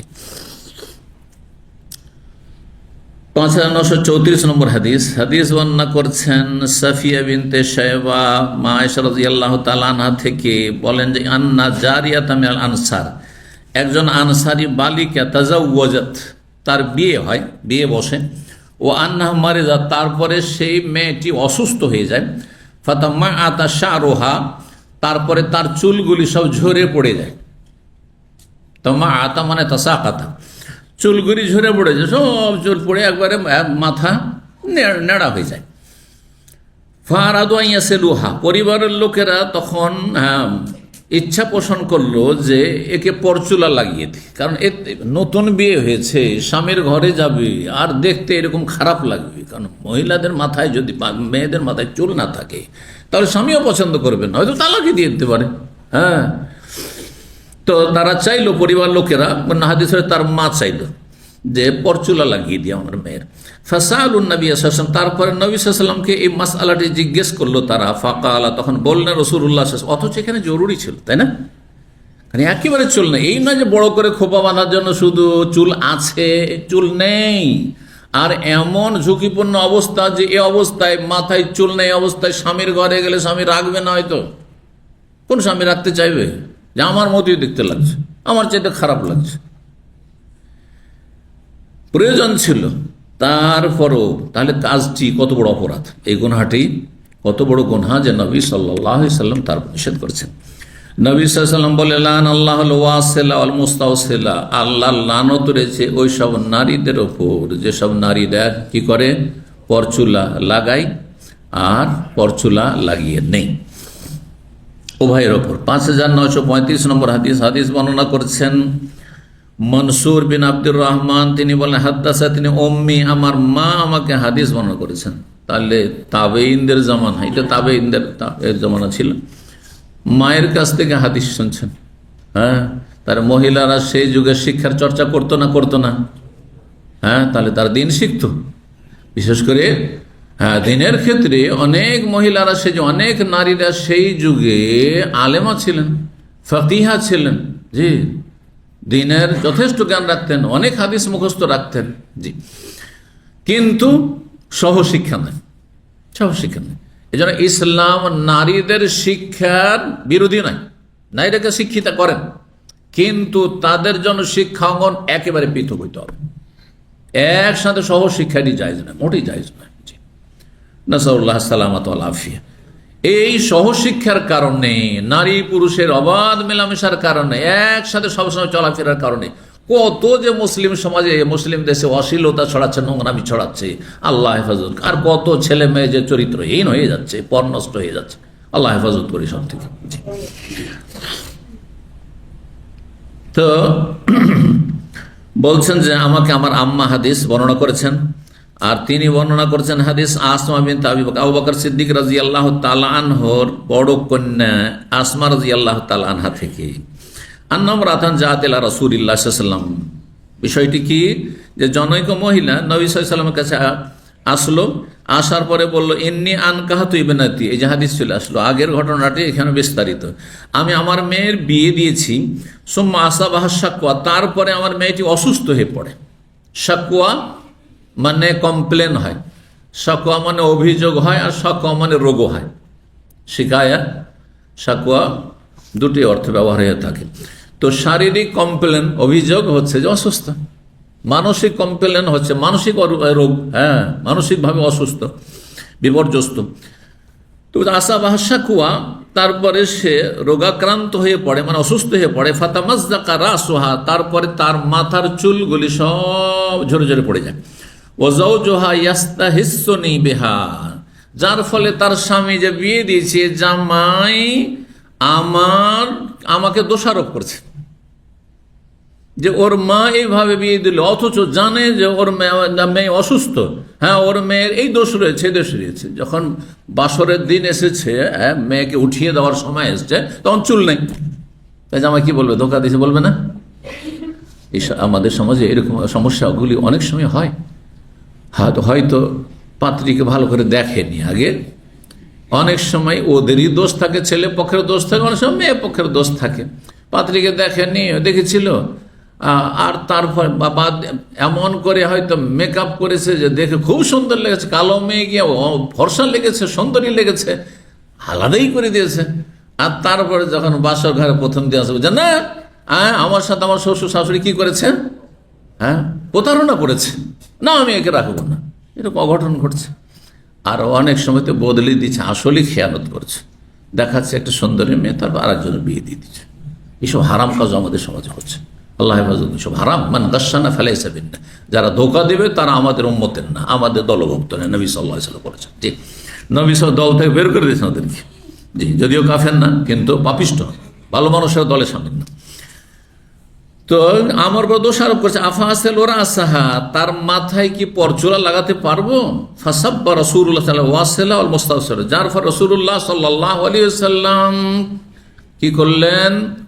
সাব্বা মানে এখানে হচ্ছে অভিশাপ দেওয়া, লানত দেওয়া। যদিও সাব্বা প্রসিদ্ধ অর্থ তার গাল মন্দ করা, কিন্তু গাল কথাটি বাংলায় অনুবাদ করলে এখানে অনুবাদ করা যাবে, কারণ গাল মানে খারাপ, ভালো মানুষ গাল দেয়, আমাদের সমাজে ভালো মানুষ গাল দেয় না। তো সাব্বা মানে যদিও সাব্বা ইয়াসুব মানে গাল দেওয়া, কিন্তু এখানে শাব্দিক অর্থ না করে ভাব অর্থ করতে হবে। সেটা হচ্ছে রাসূলুল্লাহ সাল্লাল্লাহু আলাইহি ওয়াসাল্লাম তখন লানত অভিশাপ দিলেন কাকে? আল ওয়াসিলা, এমন নারীকে যেই নারী পরচুলা লাগায়, ওয়াল মুস্তাওসিলা, যে পরচুলা লাগিয়ে নেই তাকে, উভয়কে। 5936 নম্বর হাদিস বর্ণনা করছেন হিশাম বিন উরওয়া তার স্ত্রী ফাতেমা থেকে। সুবহানাল্লাহ, আগে পেলে যে মায়ের কাছ থেকে শিখেছেন, এইখানে স্বামী স্ত্রীর কাছ থেকে হাদিস শিখছেন। হ্যাঁ, হয়তো স্ত্রী এমন একটি হাদিস জানে যেটা আপনি জানেন না। তখনকার যুগ হাদিস মুখস্থর যুগ ছিল, এই কিতাবের যুগ ছিল না যে কিতাবে সব হাদিস লেখা আছে আমি পড়ে পড়ে শোনাচ্ছি, বুঝতে পারছেন না? তো হতে পারে যে তখন কোন একজন তাবেঈ অথবা সাহাবীর স্ত্রী আরেকজন মহিলার কাছ থেকে, সিনিয়র মহিলার কাছ থেকে, মা আয়েশা রাদিয়াল্লাহু তাআলার কাছ থেকে, আসমার কাছ থেকে কোন একটা হাদিস মহিলার কাছ থেকে শেখা সহজ। কিন্তু আপনি বেগানা মহিলার কাছ থেকে আপনি হাদিস বা ফিকহ বা দ্বীন শিখতে পারছেন না, তখন আপনার স্ত্রী তার কাছ থেকে শিখে আসলো, একজন মহিলার কাছ থেকে, তারপরে আপনাকে সে কথাটি বললো বা সেটা শিখালো। এইভাবে যেমন হইতে পারে, ঠিক ওই রকমই বলছেন তার স্ত্রী থেকে বর্ণনা করছেন। এখানে আর একটি বিষয় বোঝা যায় যে দ্বীন শেখার ক্ষেত্রে কখনো যেন নিজের মধ্যে আত্ম অহংকার না আসে, যে ও ছোট, ওর কাছ থেকে কেন শিখবো, ও ছোট, ওর কাছ থেকে কেন শিখবো, বা ও আমার সমান, ওর কাছ থেকে কেন শিখবো। আমি 7 বছর শিক্ষকতা করেছি মাদ্রাসায়, তারপরে দাওয়ার কাজ তো আলহামদুলিল্লাহ প্রায় 30 বছর, এইখানে 27 বছর, আর তার আগে আমি 3 বছর আল কাসিমও ছিলাম একবার। তো দেখেছি কিছু দায়ী অথবা কিছু মাদ্রাসার শিক্ষকদেরকে দেখেছি, যেহেতু শিক্ষক কলিগ, হ্যাঁ সমতুল্য বা সমকক্ষ, অথচ কোনো একটা বিষয়, জটিল বিষয় সে নিজে বুঝতে পারছে না। ও যদি তার কলিগের কাছে বা একটু সিনিয়র অথবা এই বিষয়টাও বেশি জানে, ওর কাছে একটু ছোট হয়ে যদি ওইটা সমাধান করে নেই, একটু জেনে নেই, তারপরে যদি ছাত্রদের সামনে বসে, তাহলে ছাত্রদের সামনে তার মান সম্মানটা থেকে যাবে। রাতের অন্ধকারে অথবা নির্জনে গিয়ে একজন শিক্ষক আরেকজন শিক্ষকের কাছে, একজন দায়ী আরেকজন দায়ীর কাছে একটা মাসলা হল করে নিল, সহজ করে নিল, জেনে নিল, যেহেতু সে বুঝতে পারছে না কিতাব অথবা একটা মাসলা বুঝতে পারছে না, জেনে নিল। এই ক্ষেত্রে যার কাছ থেকে জানলো, যার শরণাপন্ন হইল, তার আখলাক চরিত্র হচ্ছে, তার জন্য কর্তব্য হচ্ছে যে সে এটা প্রকাশ করবে না। এ বদস্বভাবও আমাদের এক শ্রেণীর আলেম সমাজের আছে। যদি একজন সাথীর সঙ্গে, একজন কলিগ অথবা একজন শিক্ষক আরেকজন শিক্ষকের শরণাপন্ন হয়, একজন দায়ী আরেকজন দায়ী শরণাপন্ন হয়, যে মাসলাটা আমি বুঝতে পারছি না, একটু বুঝিয়ে দেন তো, তখন কি বলবে জানেন? ওর মানহানি করবে ছাত্রদের সামনে, অথবা সমাজে বলবে যে ও হ্যাঁ আমার কাছে মাসলা শিখে, বুঝতে পারছেন? আমি যদি ওর যদি মাসলার সমাধান না করি তো পড়াইতে পারবে না। ওর যদি কিতাবটা আমি হল না করে দিতাম, ওকে যদি বুঝিয়ে না দিতাম, তো ছাত্রদের পড়াইতে পারতো না। হ্যাঁ আমি করে দিয়েছি। হারাম কাজ করল, গোনার কাজ করল, নেকি করতে গিয়ে হারাম গোনা হয়ে গেল। অথচ বড়ই নেকি ছিল যে একটা মুসলিম ভাই বা একজন শিক্ষকের বা একজন দায়ের উপকার করেছিল। কথা বুঝতে পারছেন না? আপনারাও এরকমই আছেন ভাই, একই সাথে। হ্যাঁ, আপনার চাইতে শিক্ষিত একজন আর আপনি আপনার চাইতে কম শিক্ষিতর কাছে একটা মাসলা, ভাই এই মাসলাটা বলেন তো। এটা বলার জন্য প্রথম কথা অহংকার মুক্ত হইতে হবে, নাহলে আমি সিনিয়র, হ্যাঁ ও জুনিয়র, আরে ওর কেন দ্বারস্থ হওনি, ওকে কেন জিজ্ঞাসা করতে যাব? অনেক শিক্ষকরা পড়াতে পারে না ভালো করে, অনেক দায়ী ভুল মাসলা বলে, কিন্তু তার চাইতে সিনিয়র বা তার চাইতে বেশি একটু জানে এই মাসলাটি, তার কাছ থেকে শিখে নিলে ছাত্রদের ভুল শিক্ষা দিত না, অথবা ছাত্রদের কাছে গিয়ে মান সম্মান নষ্ট হইত না। পড়াইতে পারে না, বুঝাইতে পারে না, মান ইজ্জত নষ্ট হচ্ছে, আল্লাহ সন্তুষ্ট হচ্ছেন। তো বিষয়গুলি সবসময় আমাদের মনে রাখতে হবে যে এলেম শিখার ক্ষেত্রে এটা কখনো চিন্তা করবেন না যে ও ছোট, ও হচ্ছে নতুন ইসলামিক সেন্টার আসা শুরু করেছে, আমি এতদিন ধরে ইসলামিক সেন্টার পুরাতন ছাত্র, সিনিয়র, আমি ওর কাছে কেন যাব? হ্যাঁ ওকে কেন আমি জিজ্ঞাসা করতে যাব? হ্যাঁ ও আমার চাইতে বয়সে কম, আমার পরে লেখাপড়া শেষ করেছে, ওর কাছে কেন এটা মাসলা আমার জানার জন্য ওর কাছে কেন ছোট হবো? তাহলে অহংকার আপনার মধ্যে আছে। অহংকারীকে আল্লাহ এলেম দেন না, ভালো করে শুনে। অহংকার মুক্ত না হলে আল্লাহ এলেমে বরকত দেবেন না, ভালো করে শুনে। আর আপনার কেউ শরণাপন্ন হলে ওর মান সম্মান নষ্ট করবেন না, এটি একটা আমানত। এই আমানতে খেয়ানত করবেন, ওর মান সম্মান রক্ষা করবেন। কারণ সবার সম্মান আছে। আপনি কি চান আপনি কারোর সামনে সমাজে ছোট হন? তাহলে আরেকজনকে কেন ছোট করবেন আপনি? তো স্ত্রী থেকে ফাতেমা, স্ত্রীর নাম ছিল হেশাম বিন ওরা, স্ত্রীর নাম। তিনি তার স্ত্রী ফাতেমা থেকে হাদিস শুনেছেন। ফাতেমা হাদিস বর্ণনা করছেন আসমা বিনতে আবু বকর, আবু বকর সিদ্দিক রাদিয়াল্লাহু তাআলা আনহা মেয়ে আসমা রাদিয়াল্লাহু তাআলা থেকে তিনি বললেন আনা রাসূলুল্লাহ সাল্লাল্লাহু আলাইহি ওয়াসাল্লাম আল মুস্তাওসিল। আগের হাদিসটি কিন্তু সনদ ভিন্ন ভিন্ন, সেই জন্য ইমাম বুখারী নিয়ে এসেছেন। আর মুহাদ্দিসিনদের ভাষায় হাদিস দুটোকে বলা হয়, হাদিসে দুটো অংশ রয়েছে। সনদ যেটি বর্ণনাকারীদের পরম্পরা, সেটার নাম হাদিস, আর যেটি বিষয়বস্তু মতন সেটির নামও হাদিস। কিন্তু আমাদের সাধারণ মানুষরা অথবা আমাদের দেশের মানুষরা অধিকাংশ মনে করে যে হাদিস মানে শুধু বিষয়বস্তুটি, সনদ যদি বিশুদ্ধ না হয় তো হাদিস হাদিসই তো নয়, জাল কথা, তাই না? এই জন্য সনদের বিষয়টি অত্যন্ত গুরুত্বপূর্ণ। 5937 নম্বর হাদিস। হাদিস বর্ণনা করছে ইবনে ওমর রাদিয়াল্লাহু তাআলা তিনি মান্না রাসূলুল্লাহ সাল্লাল্লাহু আলাইহি ওয়াসাল্লাম লানাল ওয়াসিলাতা ওয়াল মুস্তাওসিলাতা ওয়াল ওয়াশিমাতা ওয়াল মুস্তাওশিমা। বলছেন আল্লাহ রাব্বুল আলামিন লানত করেছেন পরচুলা যে লাগায় তার উপর, এবং যে পরচুলা লাগিয়ে নেই তার উপর, এবং যে ট্যাটু অঙ্কন করে তার উপর, যে ট্যাটু অঙ্কন করিয়ে নেই তার উপর।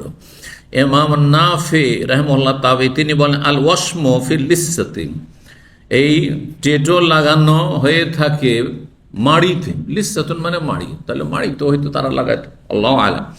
5938 নম্বর হাদিস। হাদিস বর্ণনা করছেন সাইয়্যিদ ইবনে মুসাইয়্যিব রাহিমাহুল্লাহ তাআলা, প্রখ্যাত তাবেঈ, সাইয়্যিদুত তাবেঈন। তিনি বলছেন কাদেমা মুআবিয়াতুল মদিনা, এই যে চলে আসলো মুআবিয়া রাদিয়াল্লাহু তাআলা আনহু, তার শাসন আমলে মদিনায় এসেছিলেন। আখিরা কাদমাতে, সর্বশেষবার কাদেমা হাজ, যে মদিনায় তিনি পদার্পণ করেছিলেন। ফাখাতাবানা, তারপরে আমাদের সামনে তিনি ভাষণ দিয়েছিলেন। ফাখরাজা কুব্বাতা মিন শারিন, তারপরে এক গুচ্ছ চুল তিনি বের করলেন, মানে ওই যে বডিগার্ড ছিল তার কাছ থেকে হাতে নিলেন। কালা, তারপরে মা কুনতু আরা আহাদান ইয়াফালু হাযা গায়রাল ইয়াহুদ, এই পরচুলা লাগানো ইহুদি ছাড়া আর কেউ করতে পারে না। ইহুদিরা এটা করে থাকে, যারা অভিশপ্ত, মাগযুব আলাইহিম, ইহুদি ছাড়া এটা কোন মুসলিম করতে পারে না। ইন্নান নবী সাল্লাল্লাহু আলাইহি ওয়াসাল্লাম সাম্মাহু যুর, নবী সাল্লাল্লাহু আলাইহি ওয়াসাল্লাম এই পরচুলা লাগানোকে প্রতারণা বলেছেন, মিথ্যার আশ্রয় নাও বলেছেন। চুল নেই বা চুল ছোট আর বড় করে দেখাচ্ছেন আপনি, ইয়ানিল ওয়াসিলাতে ফিস শারে, যারা পরচুলা লাগিয়ে থাকে। 84 নম্বর অধ্যায় বলছেন বাবুল মোতানাম্মেসাতে, এই অধ্যায় হচ্ছে এমন নারীদের সম্পর্কে যারা ভুরু চিকন করে, ভুরুর পশমগুলি উঠিয়ে ফেলে চিকন করে। এটা অনেক মহিলারাই করে থাকে, কাফেরদের মতো করে। মুসলিম অনেক ফাসেক, ফাজেরা মহিলারা করে থাকে। আল্লাহ তাদেরকে হেদায়েত দান করুন। এটি হারাম, এটিও লানতের কাজ, এটিও কাবিরা গুনাহ। জি, 5939 নম্বর হাদিস বর্ণনা করছেন আলকামা তাবি, তিনি বলেন লানা আব্দুল্লাহ মাসউদ রাদিয়াল্লাহু তাআলা আনহু লানত করেছেন কার আল ওয়াসিমাত, এমন নারীদের উপর যেসব নারীরা উল্কি অঙ্কন করে থাকে, ওয়াল মুতানাম্মিসাত, আর যারা ভুরুর পশমকে চিকন করে থাকে, ওয়াল মুতাফাল্লিজাত লিল হুসনে, আর ওই সব নারীদের উপর লানত করেছেন যারা সৌন্দর্য বৃদ্ধির জন্য দাঁতকে ধারালো লোহা দিয়ে বা ধারালো অস্ত্র দিয়ে দাঁতকে ফাঁক ফাঁক করে থাকে, দাঁতগুলিকে কেটে কেটে দুই দাঁতের মাঝখানে ফাঁক করে রাখে আর চিকন করে রাখে যাতে দেখতে সুন্দর লাগে। এই সৌন্দর্য বাড়ার জন্য দুই দাঁতের মাঝখানে ফাঁক করা, এটিও লানতের কাজ। এদের উপর লানত করেছেন। প্রথম লানত এখানে কে করেছেন আসলে হাদিসে? আব্দুল্লাহ বিন মাসউদ রাদিয়াল্লাহু তাআলা। আব্দুল্লাহ বিন মাসউদ রাদিয়াল্লাহু তাআলা যদি নিজের পক্ষ থেকে শুধু করতেন তাহলে সেটা দলিল হইতো না, তাই না? কারণ সাহাবীর আমল যদি নবী সাল্লাল্লাহু আলাইহি ওয়াসাল্লাম থেকে প্রমাণিত না হয় তাহলে সেটা দলিল নাই। কিন্তু তারপরে তিনি কি বলছেন শোনেন, তারপরে বলছেন আল মুগায়্যিরাতি খালকাল্লাহ, আর ওইসব নারীদের উপর লানত রয়েছে যারা আল্লাহর সৃষ্টিতে পরিবর্তন ঘটায়, এমনকি পুরুষ, ওইসব পুরুষদের উপর লানত রয়েছে যারা আল্লাহর সৃষ্টিতে পরিবর্তন ঘটায়। শারীরিক গঠনে যারা পরিবর্তন ঘটাবে, যেই পরিবর্তন ঘটানো ইসলামে স্বীকৃত বা অনুমতি নেই, এইরকম কাজ করা লানতের কাজ। তাহলে আজকালকার জামানায় পুরুষ নারী সেজে যাচ্ছে, নারী হয়ে যাচ্ছে অপারেশন করে, আর নারী পুরুষ হয়ে যাচ্ছে, শুনছেন না বা দেখছেন না সোশ্যাল মিডিয়াতে? এইটা কিন্তু আল মুগায়্যিরাতি খালকা, আল্লাহর সৃষ্টিতে পরিবর্তন ঘটানো, এটা কাবিরা গুনাহ। এটি আল্লাহর লানতের কাজ, রসুলের লানতের কাজ, সাহাবায়ে কেরামদের লানতের কাজ, মুমিন মুসলিম মালায়েকা ফেরেশতাদের লানতের কাজ, কাবিরা গুনাহ। জি, হারাম। আর এই লানতের কারণে তাদেরকে যেহেতু আল্লাহর রহমত থেকে বঞ্চিত করছেন, শুধু আখিরাতের রহমত থেকে বঞ্চিত করা, দুনিয়ার রহমত থেকে বঞ্চিত করছেন, সুতরাং সমাজে যদি এইরকম লোকদের সংখ্যা বাড়তে থাকে, যারা লিঙ্গ পরিবর্তন করছে অথবা শারীরিক গঠন বিভিন্ন পরিবর্তন করছে, পুরুষ মহিলাদের মতো লম্বা করে চুল রাখছে, মহিলা পুরুষদের মতো ছোট ছোট করে চুল রাখছে, চেনাই যায় না যে মহিলা, যদি ভালো করে লক্ষ্য না করে, অথবা সৃষ্টিগতভাবে আল্লাহ যে মহিলা আর নারীর শারীরিক পার্থক্য রেখেছে ওইটুকু যদি না থাকতো, উঠিয়ে দিতে পারতো, তাহলে চেনাই যেত না। এমন চুল করছে নাউযুবিল্লাহ, আল্লাহ, যে বিভিন্ন জায়গায় দেখা যায় এই ছোট ছোট চুল রেখেছে, একেবারে পুরুষের মতো করে কেটে রেখেছে, চেনাই মুশকিল, পিছন দিক দিয়ে বুঝতেই পারবেন না।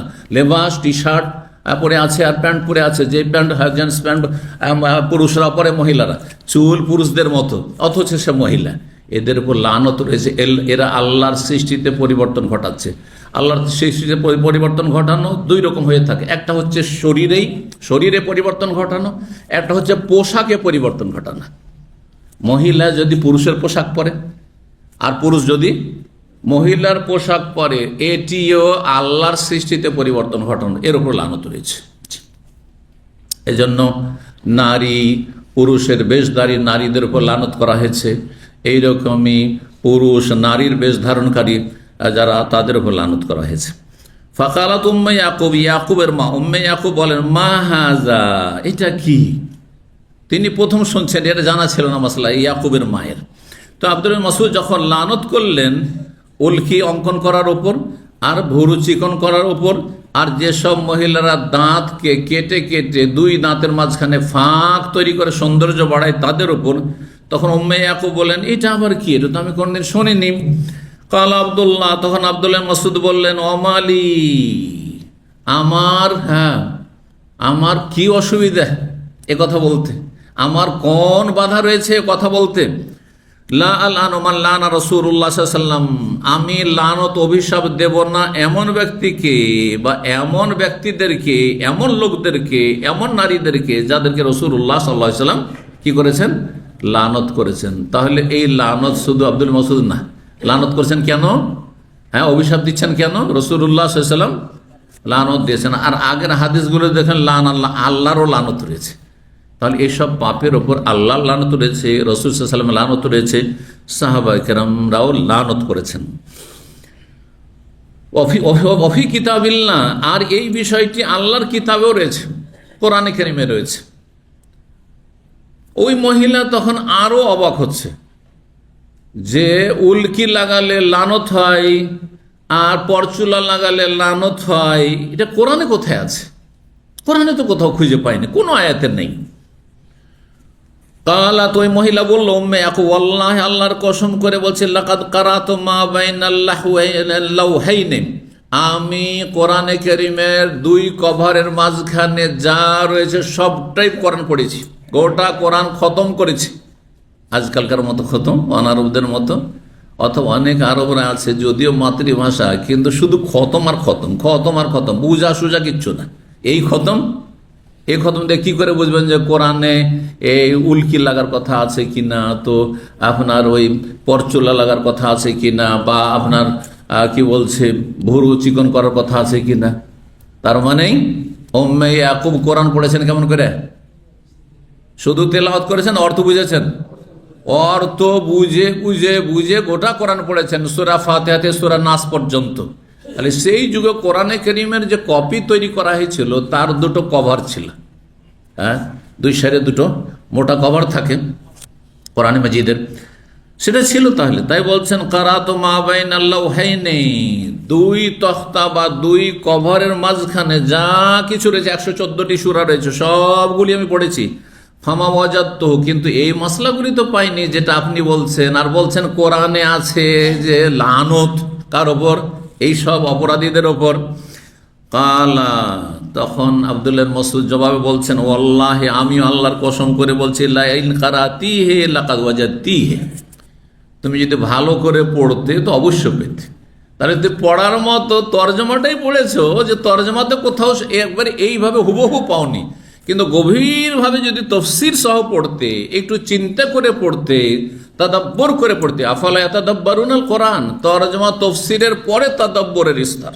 কোরআনে কারীমের হক, এই নামে আমি একটি বক্তব্য করেছি, একাধিকবার করেছি, কিন্তু সর্বশেষ এই 2-3 বছরের মধ্যেও করেছি। খুব গুরুত্বপূর্ণ যে কোরআনে কারীমের হক আপনি কেমন করে আদায় করতে পারবেন। এই নয় যে কোরআন শিখে নিয়েছেন, কোরআন দেখে পড়তে পারি আমি, হক আদায় হয়ে গেছে। হ্যাঁ, কোরআন আমি হাফেজ হয়েছি, কাজ হয়ে গেছে, কোরআনের আলেম হয়ে গেছে আমি, কাজ হয়ে গেছে, হক আদায় করে না, না, না। কোরআনে কারীমের হক আদায়ের জন্য বেশ কয়েকটি স্তর রয়েছে, কদমে কদমে বাড়তে হবে এবং সবগুলি সম্পন্ন করতে, তাহলে পুরোপুরি আপনি যথাযথ কোরআনে কারীমের হক আদায় করতে পারবেন। আল্লাহ যেন তৌফিক দান করেন। আর যদি পুরো জীবনটা কোরআন শিক্ষায় লাগিয়ে দেন, আর যদি নাও পারেন, তবু আল্লাহ দেখবেন যে সারা জীবন চেষ্টা করেছে, তাহলে আল্লাহ সন্তুষ্ট হয়ে যাবে। কারণ আপনার সবসময় চেষ্টা ছিল প্রোগ্রেসের, উন্নতির চেষ্টা ছিল, যে আমি আরো আমার জ্ঞান বাড়াবো কোরআনের। তো ইবনে মাসউদ রাদিয়াল্লাহু তাআলা আনহু বলছেন, আল্লাহর কসম করে আমি বলছি, হে মহিলা উম্মে ইয়াকুল, ইন কারাতি, তুমি যদি ভালো করে কোরআন পড়তে গভীরভাবে, লাকাদ ওয়াজাদতিহি, তো অবশ্যই তুমি এই বিষয়গুলি কোরআনে পেতে। কি? তাহলে কোথায় পাবো? বলছে সূরা হাশরের আয়াত নম্বর 7 পড়ে দেখো। ওখানে আল্লাহ বলছেন, ওমা আতাকুমুর রাসূল ফাখুযুহু ওয়া মা নাহাকুম আনহু ফান্তাহু, রাসূল সাল্লাল্লাহু আলাইহি ওয়াসাল্লাম যা তোমাদেরকে দিয়েছেন তা নিয়ে নাও, আর যা বারণ করেছেন তা থেকে বিরত হয়ে যান।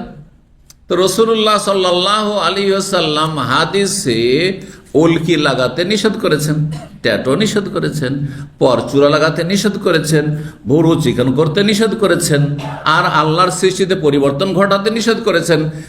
দুই দাঁতের মাঝখানে দাঁত কেটে কেটে ফাঁক ফাঁক করে সৌন্দর্য বাড়ানো নিষেধ করেছেন। নবী সাল্লাল্লাহু আলাইহি ওয়াসাল্লাম যা নিষেধ করে তা থেকে বিরত হয়ে যাও। তাহলে কোরআনে পাওয়া গেল কি পালো না? ডাইরেক্ট না পাওয়া গেলে ইনডাইরেক্ট পাওয়া গেল কি না? বাংলা ভাষায় একটা কথা আছে, ডাইরেক্ট আর ইনডাইরেক্ট, একটা হচ্ছে প্রত্যক্ষ আর একটা হচ্ছে পরোক্ষ। বুঝছেন না? তো প্রত্যক্ষ যদিও না থাকে, হ্যাঁ, নির্দিষ্ট করে না থাকে, পরোক্ষভাবে তো আছে, হ্যাঁ, অনির্দিষ্টভাবে আছে। যা রসুল দিয়েছেন সাল্লাল্লাহু আলাইহি ওয়াসাল্লাম তা নিয়ে নাও, আর যা রসুল সাল্লাল্লাহু আলাইহি ওয়াসাল্লাম নিষেধ করেছেন তা থেকে, হ্যাঁ, বিরত থাকো, বেঁচে থাকো। 85 নম্বর অধ্যায় বলছেন বাবুল মৌসুলাতে। এই অধ্যায় হচ্ছে এমন নারী সম্পর্কে যে নারী পরচুলা লাগিয়ে থাকে বা পরচুলা ব্যবহার করে থাকে। 5940 নম্বর হাদিস বর্ণনা করছেন ইবনে উমর রাদিয়াল্লাহু তাআলা আনহুমা। তিনি বলেন লানান নবী সাল্লাল্লাহু আল ওয়াসিলাত ওয়াল মুস্তাওসিলাত ওয়াল ওয়াশিমাত ওয়াল মুস্তাওশিমা। এগুলোর অর্থ সব বারবার করে হয়ে গেছে। ওয়াসিল মানে মিলানো, মানে পরচুলা যে লাগায় তার উপর লানত করেছেন নবী। এখানে নবীর কথা আসলো, তাহলে আল্লাহরও লানতের হাদিস আসলো, নবীরও লানতের কথা আসলো। নবী লানত করে অভিশাপ দিয়েছেন এমন নারীকে যে পরচুলা লাগায়, ওয়াল মুস্তাওসিলা এমন নারীকে যে পরচুলা লাগিয়ে নেই কারো কাছে, ওয়াল ওয়াশিমার যে ট্যাটু লাগায়, ওয়াল মুস্তাওশিমা যে ট্যাটু লাগিয়ে নেই কারো কাছে। 5941 নম্বর হাদিস বর্ণনা করছেন হেশাম আন্নাহু সামিয়া ফাতিমা বিনতুল মুনজির। ফাতিমা বিনতে মুনজির থেকে তিনি শুনেছেন, আর ইনি ছিলেন তার স্ত্রী। আগের হাদিস আসলো। তাকুলো তিনি বলেন সামিয়াতু আসমা, আমি আসমা রাদিয়াল্লাহু তাআলা আনহাকে বলতে শুনেছি। তিনি বলেন সালাত ইমরাতুন নবী সাল্লাল্লাহু আলাইহি ওয়াসাল্লাম, জনৈক মহিলা নবী সাল্লাল্লাহু আলাইহি ওয়াসাল্লামকে মাসলা জিজ্ঞেস করলো, এসে বলল ইয়া রাসূলুল্লাহ ইন্না ইবনাতি আসাবাতাল হাসবাতু। এই মহিলার যে মেয়েটি বিয়ে দিয়েছিল তার রোগটি কি ছিল, এই হাদিসে চলে আসলো। তাহলে আগের হাদিসে রোগ কি ছিল, অসুস্থ হয়েছিল, কিন্তু অসুস্থতা কি ছিল তা ছিল না, এখানে আসলো। সেটি হচ্ছে ইন্না ইবনাতি আসাবাতাল হাসবাতু, আমার মেয়ে আক্রান্ত হয়েছিল বসন্ত রোগে। আর হাসবা আজকাল বসন্তকে বলছেন না, যদিও অনুবাদক বসন্ত করেছেন ব্যাপক অর্থে হয়তো, কিন্তু আজকাল বলা হচ্ছে হাম। বুঝেন তো, হামের রোগ বুঝেন? এই যে দানা দানা দানা খুদি খুদি হয়ে যায় শরীরে, হ্যাঁ জি, হাম।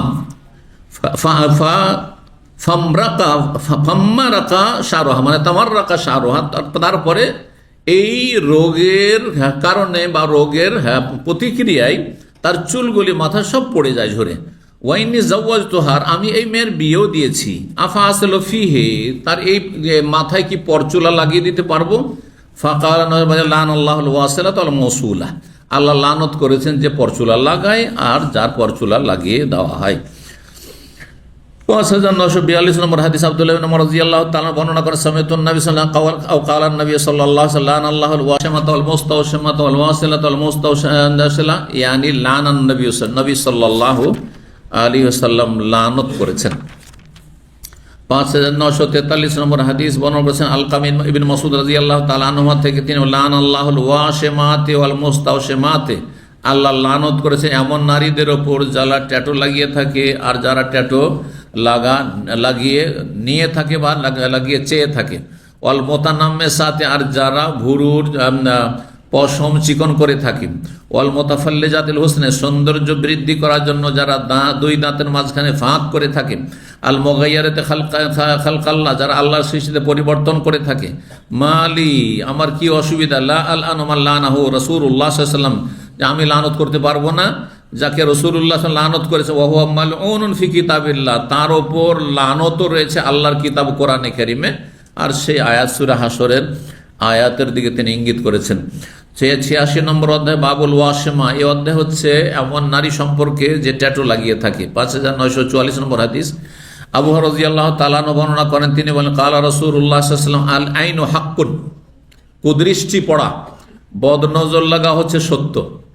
কিছু কিছু মানুষের দৃষ্টি খারাপ রয়েছে।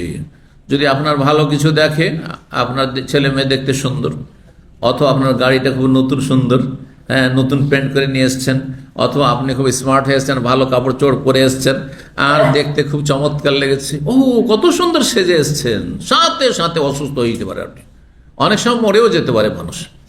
কিছু নজর এত খারাপ রয়েছে। আর সেই নজর আবার যদি হিংসুকের নজর হয়, অমিন শাররি হাসিদিন ইযা হাসাদ, সূরা ফালাকে যে অমিন শাররি হাসিদিন ইযা হাসাদ রয়েছে, এই হাসাদ মানে হিংসা, মানে হচ্ছে ওই বদ নজরের হিংসা। হ্যাঁ, আরে এত সুন্দর, এত দামি গাড়ি কিনে নিতে পেরেছে, হ্যাঁ তার ছেলে মেয়েগুলি এত সুন্দর। আর যারা যেসব মহিলারা বেহায়া হয়ে বেড়ায় তারা সাবধান হয়ে যান, নতুন বিয়ে করে নিয়ে এসছেন আর বেহায়া করে আপনার স্ত্রীকে নিয়ে ঘোরাফেরা করছেন। আর আপনার কোনো বন্ধু অথবা হাটে বাজারে যেখানে সেখানে রাস্তাঘাটে লোকেরা দেখছে, আরে অমুকের ওয়াইফ এত সুন্দরী, গেল সাথে সাথে তারপর আপনার স্ত্রী এমন অসুস্থ হইল যে বালা মুসিবত আর আপনার বাড়ি থেকে বের হয় না। সতর্ক সাবধান। এই জন্য দুনিয়ার মধ্যে ওইসব নারীরা সবচেয়ে বেশি সুরক্ষিত, শারীরিক দিক থেকে, মানসিক দিক থেকে, পারিবারিক দিক থেকে, যারা যত বেশি হেজাব করে, পর্দা করে। পর্দানাসীন মহিলাদেরকে দেখবেন তাদের বয়স 50-60 হলেও তাদের চেহারাতে একটা সৌন্দর্য আছে, লাবণ্য আছে। আর বেহায়া বেপর্দা মেয়েদেরকে, মহিলাদেরকে দেখবেন 18 বছর 20 বছর, যেটা আসল সৌন্দর্যের সময়, সেই সময় তাদের চেহারাগুলি যেন কেমন বিকৃত হয়ে গেছে, দেখতেই ভালো লাগছে না, চেহারায় কোনো সৌন্দর্য নেই, লাবণ্য নেই, পুরুষের মতোই লাগছে দেখে যাচ্ছে। যেন আমাদের চেহারাতে তেমন লাবণ্য নাই, ঠিক তেমনই তাদের লাগছে হয়তো। অথবা তাড়াতাড়ি বুড়ো হয়ে যাচ্ছে, তাড়াতাড়ি বিভিন্ন রোগে আক্রান্ত হয়ে যাচ্ছে, এই প্রেশার ছাড়ছে না, তো এই সুগার ছাড়ছে না, অথচ 18-20 বছর 25 বছর একটা বাচ্চা হয়নি, আর তাতে বিপি হাই হয়ে গেছে, তারপর সুগার বেড়ে গেছে, আর বাচ্চা নিতে পারছেন না, তো এই মুসিবত সেই মুসিবত, আর বাড়িতে কোনো শান্তি নেই, স্বামী স্ত্রীতে কোনো শান্তি নেই। এগুলির পিছনে বিভিন্ন কারণে একটি গুরুত্বপূর্ণ কারণ হচ্ছে বদনজর লাগা। সুতরাং দুনিয়াও যদি ভালো করতে চান তাহলে পর্দা করেন, আর ইবাদতের জন্য যদি পর্দা করেন তাহলে জান্নাত পাবেন ইনশাআল্লাহ। বোঝা গেছে না? আর দুনিয়ায় শুধু যদি গরজ থাকে তো দুনিয়া পাবেন, আখিরাত পাবেন না। আল্লাহ যেন আমাদেরকে এই পর্দা, হেজাব এবং যাবতীয় দিনের বিধিবিধান ইবাদত হিসাবে কবুল করার তৌফিক দান করেন, আমল করার তৌফিক দান করেন। তো হাদিসগুলি বারবার করে কাছাকাছি আসছে, তার মধ্যে এই হাদিসে অতিরিক্ত কি রয়েছে? আল আইনু হাক্কুন, বদনজর লাগা হচ্ছে সত্য। আজকাল যারা মেডিকেল সায়েন্সের চিকিৎসক, ডাক্তার, তারা এই বদনজরকে অনেকে অস্বীকার করে, বিশেষ করে যারা ওই সেকুলার টাইপ ডাক্তারি পড়েছে, মুসলিম নামে কিন্তু সেকুলার, হ্যাঁ, অথবা নাস্তিক, এইসব অদৃশ্য বিশ্বাসী নয়, গাইবে তারা বিশ্বাসী নয়, বলে জিন টিন কিচ্ছু নেই, হ্যাঁ হ্যাঁ, জিন বসে করে, এগুলো কিছুই নেই। তারপরে আপনার এই বদনজর, এগুলো আপনাদের ধারণা, এগুলো কিছু নেই, বাস্তবতা নেই। কথা বুঝতে পারছেন? এটা কুফরি কথা। কারণ নবী সাল্লাল্লাহু আলাইহি ওয়াসাল্লাম বলছেন আল আইন হক, বদনজর সত্য। বদনজর ভালো মানুষের লেগে যেতে পারে, হিংসা করে না, হিংসাও করে না, আর তার মধ্যে এমন কিছু নেই, কিন্তু কখনো কখনো বদনজর লেগে যেতে পারে। এই জন্য যখন কোনো ভালো কিছু নিয়ামত দেখবেন, পরের ওপর শুধু বদনজর লাগে না, পরের ছেলে মেয়ে, পরের ধন সম্পদে বদনজর লাগে না, পরের গাড়িতে বাড়িতে বদনজর, নিজেরও বদনজর নিজের নিয়ামতে লেগে যেতে পারে, আপনার বদনজর আপনার শরীরে লেগে যেতে পারে। আয়নার সামনে দাঁড়িয়েছেন, উফ আমি আজকে স্মার্ট, একবার এতে আপনার বদনজর আপনার উপর লেগে যেতে পারে, সাবধান। এই জন্য এই হ্যাঁ এরকম করবেন না, বলে মাশা আল্লাহ, কি বলবেন? নিজের নিয়ামতের ক্ষেত্রে মাশা আল্লাহ বলবেন। আর অন্যের নিয়ামত যদি দেখেন, অন্যের ছেলে খুব সুন্দর, অন্যের শরীর স্বাস্থ্য খুব সুন্দর, অন্যের গাড়িটা খুব সুন্দর, অন্যের টাকা পয়সা অনেক বেশি, অন্যের ভালো বেতন বেড়েছে, ভালো পদোন্নতি হয়েছে, একজন সাধারণ মানুষ ইনভেস্টর হয়ে গেছে, হ্যাঁ তাই দিলেন বদনজর লাগিয়ে। খবরদার এরকম কাজ করবেন না। কি করবেন? হ্যাঁ, অন্যের হলে দোয়া দিবেন, বারাকাল্লাহু ফি, আল্লাহ তার জীবনে বরকত দান করুন। হ্যাঁ, বারাকাল্লাহু ফিকা সামনে থাকলেন, আর বারাকাল্লাহু ফিহি, বারাকাল্লাহু ফিকুম, বারাকাল্লাহু ফিহিম। হ্যাঁ, নিজের ভাষায় বলতে আল্লাহ বরকত দিক তাদের, আল্লাহ তাদের বরকত দিক। আপনি, আমি, আপনাদের, যখন আমি দোয়া করছি আল্লাহ আপনাদের রুজিতে বরকত দান করুন, আপনি ভাবলেন যে হয়তো আপনাদেরই বরকত হইল, আপনাদের জন্য আমার মতো একটা গুনাহগার মানুষ দোয়া করলো, কিন্তু আমার জন্য কে দোয়া করলো জানেন? এই যে আপনাদেরকে দোয়া দিলাম, সেই জন্য কত ফেরেশতা আমার জন্য দোয়া করছে, ওয়ালা কাবে মিসলিন, আল্লাহ যেন আপনাকে এইরকমই দান করে, এইরকম ভাইদের জন্য চাইলেন, তাতে আমারই লাভ বেশি। এই জন্য পরের জন্য দোয়া করার ক্ষেত্রে কৃপণতা কখনো করবেন না। আমি কখনো কৃপণতা করি না, আর কখনো তাতে আমি হিংসা করি না, কেন ওর জন্য দোয়া করলে আমার দোয়া কবুল নাও হইতে পারে, আমার দোয়া কবুলে মেলা বাধা হইতে পারে। রিজিক হ্যাঁ স্বচ্ছ নয়, রিজিকে ভেজাল আছে, অথবা আমার আন্তরিকতায় ভেজাল আছে, আপনাদেরকে খুশি করার জন্য একটু দোয়া দিয়েছি, তাহলে কেন দোয়া কবুল হবে? আল্লাহ তো জানছেন। কিন্তু ফেরেশতার মধ্যে তো আর এটা নেই, না ফেরেশতা হারাম খায়, না ফেরেশতা দেখানো, লোক দেখানো দোয়া করে।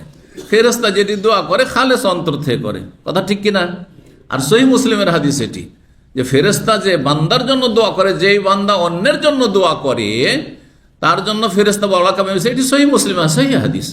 আল্লাহ যেন তোমাকে অনুরূপ দান করেন যেমনটা তুমি তাদের জন্য চাইলে। এই জন্য দোয়া করার ক্ষেত্রে আপনি যদি আন্তরিক হন, অনুরূপ যেহেতু বলা হয়েছে, আপনি যদি খলুসিয়তের সাথে দোয়া করে থাকেন তাহলে ফেরেশতারও দোয়াটি খলুসিয়তের সাথে লেগেছে এবং নিশ্চিত কবুল হবে। তো বেনিফিট আপনার, লাভ আপনার। আল্লাহ যেন এই বিষয়গুলো বোঝার তৌফিক দান করেন। যার ফলে দেখা যায় যারা যত বেশি আন্তরিক, যত বেশি ভেজাল মুক্ত অন্তর, যত বেশি অন্তরটা পরিষ্কার পরিচ্ছন্ন, তাদের জীবনে বেশি বরকত রয়েছে, বেশি বরকত রয়েছে। কারণ নিয়ামতে যেটা আপনার সেটা আপনার, আমার নয়। ওইটা আপনি যে আজকে কোটিপতি হয়েছেন ওইটা আমার নয়, সুতরাং আপনাকে কেন দেওয়া হইলো? তাহলে আল্লাহ রাব্বুল আলামিনের উপর আপত্তি তুলছি, তাহলে নাউজুবিল্লাহ। হ্যাঁ, আর যদি আপনার দেখে কষ্ট লাগে, কেন? আপনার ওটা তো আমারই নয়, আমি তো পাবো না কোনোদিন ওটা। আর আমি যেটা পেয়েছি ওটা আপনারা কখনো পাবেন না।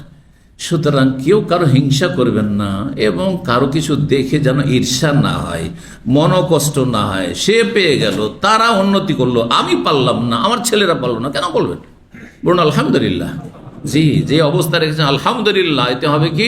লাইন শাকারতুম লাযিদান্নাকুম, শুকরিয়া আদায় করলে আল্লাহ আরো নিয়ামত বাড়িয়ে দেবেন।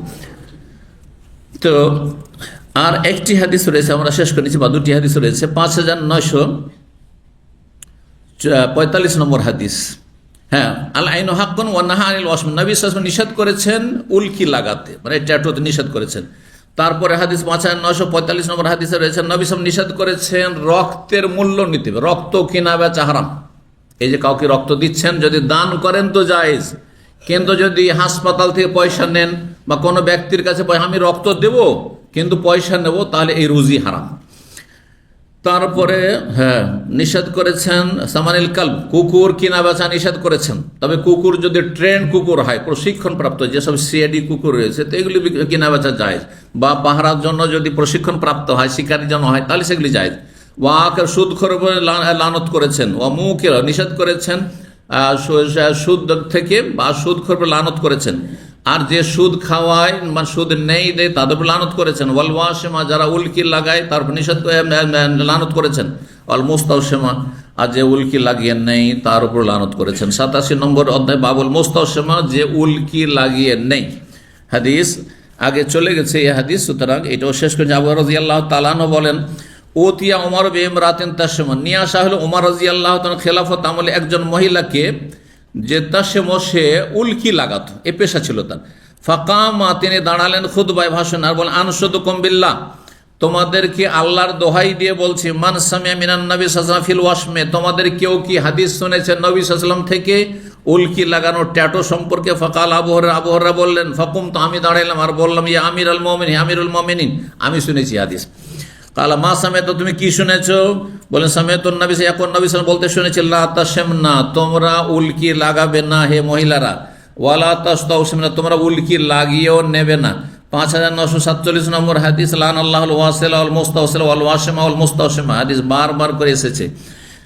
এই হাদিসটিও বারবার করে গেল। 5948 নম্বর হাদিস, হাদিস বর্ণনা করেছেন আব্দুল্লাহ ইবনে মাসউদ, লান আল্লাহুল ওয়াসিমাতি ওয়াল মুস্তাওসিমাতি ওয়াল মুতানাম্মিসাতি, যারা উল্কি লাগায়, উল্কি লাগিয়ে নেই, যারা ভুরু চিকন করে, পশম উঠিয়ে, ওয়াল মুতাফাল্লিজিল হোসেন, যারা সৌন্দর্য বাড়ানোর জন্য দাঁতের মাঝে ফাঁক করে থাকে, আল মুগায়্যিরাত খালকা, আল্লাহর সৃষ্টিতে পরিবর্তন ঘটিয়ে থাকে, তাদের উপর আল্লাহ লানত করেছেন। মালি ইবনে মাসউদ বলেন যে, আমার কি অসুবিধা? লা আলানু মান লানা রাসূলুল্লাহ সাল্লাল্লাহু আলাইহি ওয়াসাল্লাম, রাসূল যাকে লানত করেছে, আমার লানত করতে বাধা কোথায়? ও ফি কিতাবিল্লাহ, বিষয়টি আল্লাহর কিতাব কোরআনে কারিমে রয়েছে। এই ছিল আজকের আলোচনা। আর ইনশাআল্লাহ তাআলা এরপরে যে হাদিসগুলি আসবে সেগুলি ছবি অঙ্কন সম্পর্কে বা ফটো সম্পর্কে। আল্লাহ রাব্বুল যেন আমাদেরকে উপকারী জ্ঞান দান করেন, রুজিতে বরকত দান করেন, ছেলে মেয়েতে বরকত দান করেন, পরিবার পরিজন আত্মীয় স্বজন ভালো মানুষ আল্লাহ বরকত দান করেন, খারাপদের অনিষ্ট থেকে আল্লাহ হেফাজত করেন। সুবহান রাব্বিকা রব্বিল ইজ্জাতি আম্মা ইয়াসিফুন ওয়া সালামুন আলাল মুরসালিন ওয়াল হামদুলিল্লাহি রাব্বিল আলামিন।